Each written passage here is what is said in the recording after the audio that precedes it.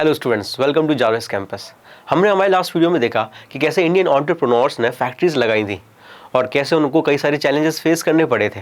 अब धीरे धीरे फैक्ट्रीज लगना स्टार्ट हो गई थी और इंडिया में फैक्ट्रीज का एक्सपांशन चल रहा था।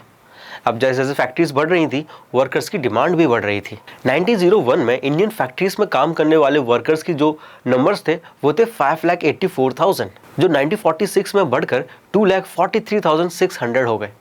आप देख सकते हो कि इतने सारे वर्कर्स के जो नंबर्स थे काफ़ी ज़्यादा बढ़ गए। अब सवाल आता है कि ये वर्कर्स आ कहाँ से रहे थे, तो चलिए देखते हैं। तो जो मोस्ट ऑफ इंडस्ट्रियल वर्कर्स थे वो उस इंडस्ट्रीज़ के आसपास के रीजन से ही आ रहे थे। कई पीजेंट्स या जो आर्टिशन थे जिनको काम नहीं मिल रहा था गाँव में, वो सिटीज़ की तरफ, इंडस्ट्रीज़ की तरफ मूव कर गए और वहाँ जाके काम करने लगे। जैसे 1911 में बॉम्बे इंडस्ट्रीज़ में जितने भी वर्कर्स काम कर रहे थे वो उसके आसपास के डिस्ट्रिक्ट्स जैसे कि रत्नागिरी के आसपास के थे। वैसे ही जो वर्कर्स कानपुर मिल में काम कर रहे थे वो भी कानपुर के आसपास के गांव के ही थे। धीरे धीरे ये वर्कर्स अपने एरिया से दूर तक जाने लगे काम ढूंढने के चक्कर में। फॉर एग्जाम्पल, यूनाइटेड प्रोविंसेस यानी यूपी के जो लोग थे वो धीरे धीरे काम ढूंढने के लिए बॉम्बे और कैलकाटा के मिल्स में जाने लगे।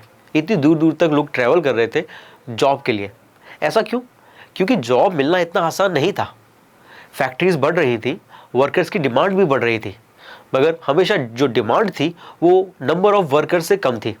यानी वर्कर्स ज़्यादा थे और जॉब कम थी, इसलिए हर किसी को जॉब नहीं मिलती थी और इसी लोगों को काफ़ी दूर दूर तक जाना पड़ रहा था जॉब ढूंढने के लिए।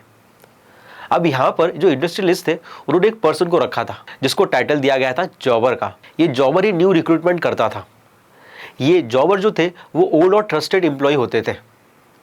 अब जो भी इंडस्ट्रियलिस्ट ओनर होते थे वो इस जॉबर को कहते थे कि भाई तुम अपने हिसाब से न्यू वर्कर्स लेके आओ, अपने जान पहचान के जो ट्रस्टवर्दी है। तो स्टार्टिंग में ये जॉबर जो थे वो अपने गांव के लोगों को बुला लेते थे या अपने रिलेटिव्स को बुला लेते थे और उन्हीं को काम देते थे।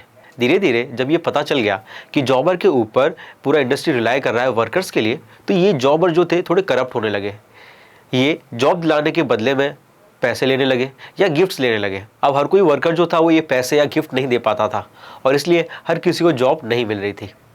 मगर धीरे धीरे फैक्ट्रीज में वर्कर्स की संख्या तो बढ़ रही थी। अब इस इंडस्ट्रियल वर्कर्स के बीच में काफ़ी अजीबोगरीब चीज़ें हो रही थी, काफ़ी पिक्युलरिटीज़ हो रही थी।